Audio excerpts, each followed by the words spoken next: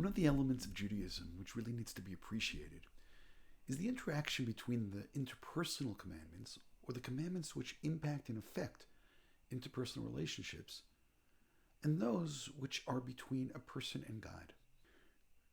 There are those who say, when one looks at the Ten Commandments, one can discern right there these two types of commandments.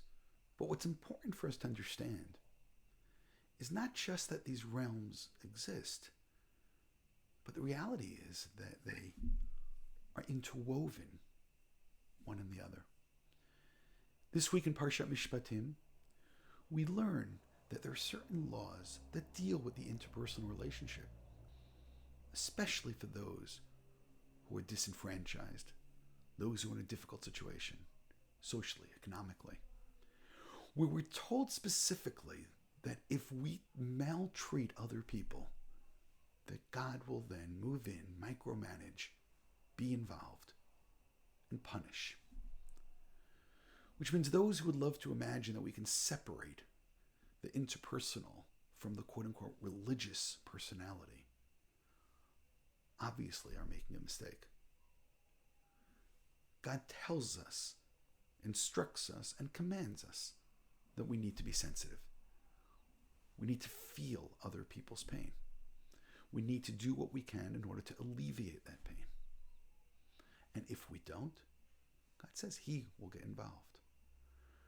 Which means the religious personality needs to look at the interpersonal relationships as an absolute obligation which God has commanded us, instructed us, in order to make this world a better place. Maybe we're overly impacted by the wonderful rabbinic teaching that the Jews heard at least the first two commandments, those that say, I am God and have no other God, and that left some kind of subliminal message on society that these commandments are more important. That's not true. I mean, Moshe implores the people, please listen to all the commandments. And they say, no. We heard enough, as it were. We can't hear anymore. We're going to die. But we need to understand that these things are interrelated. I want to share a teaching from Yisrael Salanter, which I absolutely love. He says, when a person is serving God, I'll give you an example. A person puts their Tallit on in the morning. He says, be very careful. Not when I don't know if you all realize how you put it on. You put it over your head, you take all the strings, and then you pull it in back. You wrap it, as it were, like a scarf. And Yisrael Salanter says, as you swing the tzitzit in back, be very careful not to hit somebody else on the head. But listen to what he says, because it's a metaphor. When you're serving God, sometimes a person gets so wrapped up in themselves, literally wrapped up in the Tallit, gets so wrapped up in themselves, they don't realize that as they swing it around, they hit somebody else. Because the religious personality, as they serve God, becomes so focused, so micro-focused. We can become guilty of having tunnel vision. It's as if I'm serving God now, nothing else is important. No. Serving God means that other things are important.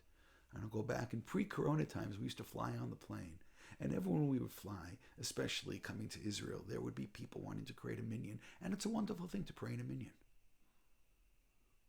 But I would refuse to join a minyan on a plane unless they would ask, there are no other passengers around. The stewardesses, are we getting in their way? Is there a place on the plane that they don't mind? But why would my prayer be more important than somebody else's sleep or somebody else's comfort? And it goes back to the same point. You can't swing that talis or talit and hit somebody else in the head. The interpersonal relationships are commanded by God. And we need to make sure God commands us to treat other people with decency. Even when we're serving God and doing a man-to-God relationship or a person-to-God relationship, even then we have to make sure that there was no collateral damage, that we weren't hurting other people, that we didn't swing absent-mindedly and hurt somebody else so focused on what we're doing. Judaism tries to create a unified personality, one which is holy in terms of their interpersonal relationships, and one which is holy in terms of their relationships with God. Because God is always involved. Yes, God will judge us if we don't treat others properly, but God will also judge us if we don't treat one another properly while we're trying to serve God.